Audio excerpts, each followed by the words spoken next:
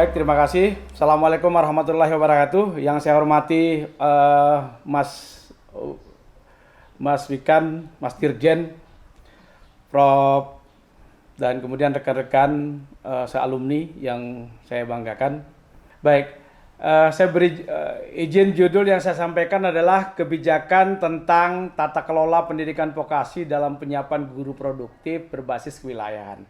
Kalau tadi Pak Dirjen membahas, Pak Direktur membahas tentang bagaimana proses belajar mengajar, lalu kemudian Pak Prof tadi lebih cenderung membahas tentang bagaimana siswa dengan sertifikasinya, kemudian Pak Dirjen dengan beberapa rencana-rencana kebijakan yang telah disampaikan, baik itu terkait dengan guru, kurikulum, dan kemudian bagaimana kemitraan atau pernikahan yang disampaikan tadi atau link and match. Nah, terkait dengan kebijakan peningkatan tata kelola pendidikan vokasi dalam penyiapan guru produktif berbasis kewilayahan, kami melihatnya pertama dari sisi tantangan dan masalah. Tadi juga sudah ada yang menyebutkan tentang revolusi industri. Berbicara tentang revolusi industri, saya kira intinya adalah bagaimana kedengaran ya? Bagaimana membutuhkan keterampilan baru sehingga penyiapan SDM dengan kompetensi sesuai dengan pengembangan teknologi ya. Kemudian bonus demografi juga perlu harus menjadi perhatian Pak Dirjen. Bonus demografi ini adalah salah yang nanti bisa saja menjadi modal, bisa juga menjadi malapetaka atau bencana kalau jumlahnya banyak kemudian tidak terkelola dengan baik. Tapi kami melihat tadi beberapa kebijakan-kebijakan yang ke depan direncanakan Pak Dirjen, saya kira sudah mulai mengarah ke sana. Kemudian sisi geografi, Indonesia ini terdiri dari berbagai kewilayahan Indonesia. Kita jangan pernah memikirkan Indonesia itu hanya berpikir Jakarta dan Jawa yang kita lihat secara geografis. Tetapi bagaimana melihat Indonesia secara menyeluruh. Kondisi kewilayahan berbeda-beda.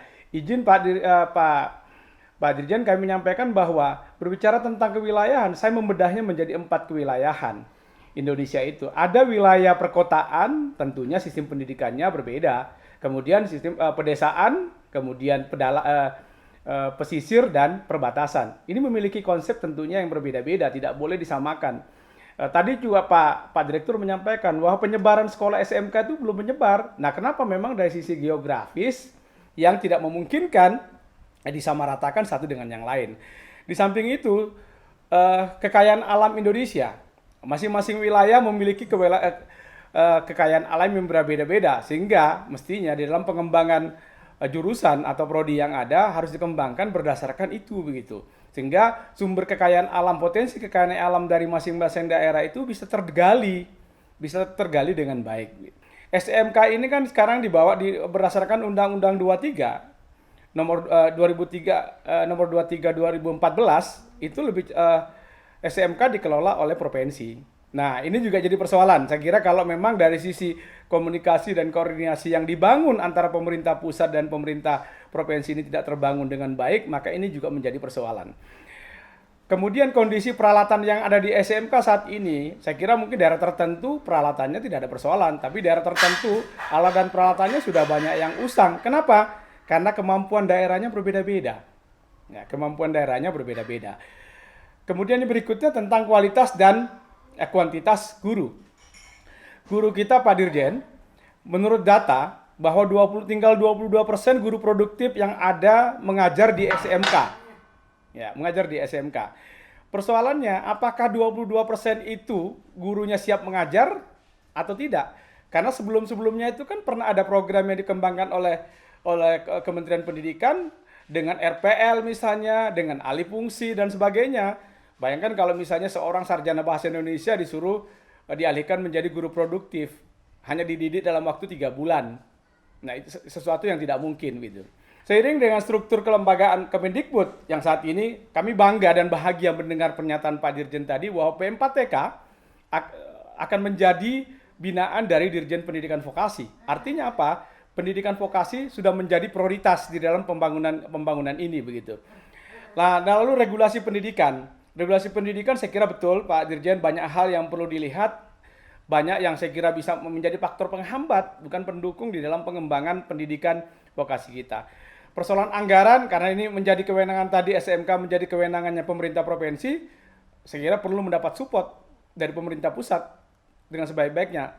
Lalu situasi ketenaga kerjaan, kemudian kebutuhan tenaga kerjaan di masa akan datang. Nah, berdasarkan masalah dan tantangan ini, saya kira kita perlu melakukan kebijakan tentang peningkatan tata kelola pendidikan vokasi. Apa yang dilakukan? Nah, saya kira Pak Dirjen tadi sudah menyampaikan banyak hal untuk perbaikan tata kelola ini. Kemudian yang berikutnya, strateginya apa yang kita lakukan? Nah, perlu penataan kelembagaan penyedia guru produktif. Kalau Pak Dirjen tadi sebelumnya yang lain-lainnya, saya khusus menyoroti tentang guru produktifnya, penyediaan guru produktifnya. Kalau dulu, Pak Dirjen, kami ini yang lulusan PDC Malang ini, dididik di PDC atas kerjasama antar negara begitu, Indonesia dengan Swiss Contact waktu itu, hanya empat angkatan, dan kemudian dengan pola seleksi yang ketat, pola perkuliahan yang ketat, lalu melahirkan guru-guru produktif yang cukup diandalkan. Dan saya kira dirasakan di Indonesia bagaimana manfaat lulusan VDC ini. Walaupun namanya P3GT, ya Pusat Pengembangan Pendidikan Guru Teknik. Lalu, nah untuk itu berdasarkan kondisi-kondisi itu, maka program yang kami usulkan adalah kalau tadi dikatakan P4TK itu menjadi kewenangannya Dirjen Vokasi, maka kami usulkan sekaligus karena ada Dirjen Pendidikan Vokasi Pendidikan Tinggi Vokasi di Dirjen Vokasi, saya kira perlu pembentukan LPTK atau Politeknik VDC. Ya, Politeknik VDC yang khusus diberikan tugas untuk mendidik, melakukan pendidikan profesi guru produktif gitu. Sehingga apa yang pernah diukir oleh kawan-kawan, kalau walaupun Pak Dirjen mengatakan jangan berpikir masa lalu, tapi masa lalu ini sangat berarti untuk masa akan datang Pak Dirjen gitu. Sehingga ini perlu kita lakukan. Nah, harapannya dengan ada pengaruh perubahan isu lingkungan strategis dan kemudian perubahan paradigma nasional ini, saya kira harapan kita, sasaran kita adalah tersedianya guru produktif yang kompeten dan berdaya saing. Sehingga terjadi peningkatan mutu lulusan yang relevan, ya.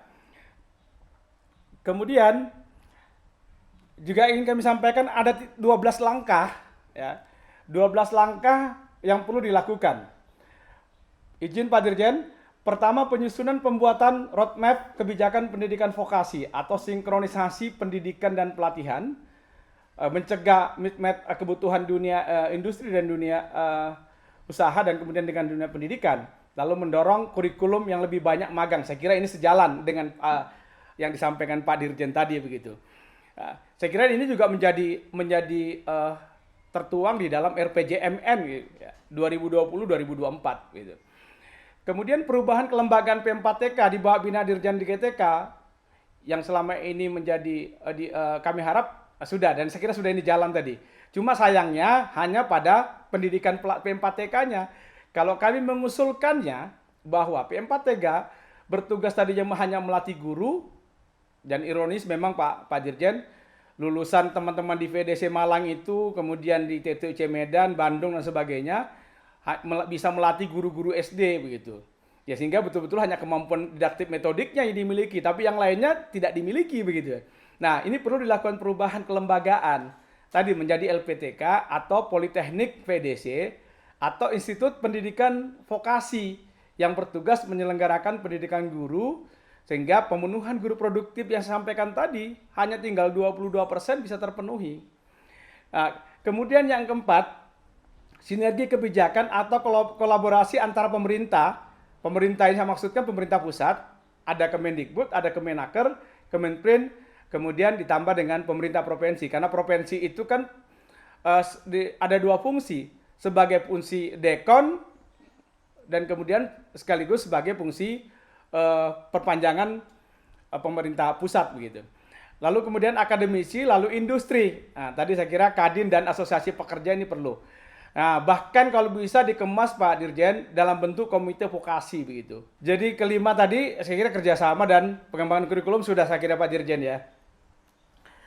Lalu kemudian yang sarana prasarana sekira juga perlu diselesaikan. Lalu kemudian pembenahan penyaringan siswa. Saya setuju tadi Pak Dir menyampaikan bahwa siswa yang masuk ke pendidikan vokasi itu tidak harus selalu melihat latar belakangnya orang miskin yang masuk ke sana, tetapi yang punya kemauan dan punya komitmen untuk bagaimana menjadi seorang vokasi begitu. Lalu kolaborasi antara lembaga pendidikan vokasi dengan dunia, saya kira sudah, ini sudah jalan, saya kira Pak Dirjen sampaikan tadi. Lalu kemudian ke-10, memperluas keterlibatan asosiasi, kemudian industri dan masyarakat dalam pengembangan pendidikan vokasi. Yang 11, saya kira pengembangan magang terpadu. Kami punya pengalaman ketika di VEDC, 4 semester di kampus, 2 semesternya di lapangan Pak Menteri. Ya kalau Pak Dirjen, kalau Pak Menteri sekarang, Mas Menteri sekarang menyampaikan ada kemerdekaan belajar 5 semester kalau perguruan tinggi, 5 semester di kampus, kemudian 3 semesternya di luar kampus, saya kira itu hampir sama dengan program yang sudah dilaksanakan oleh PDC masa lalu. Saya kira demikian Pak yang saya sampaikan. Terima kasih. Assalamualaikum warahmatullahi wabarakatuh.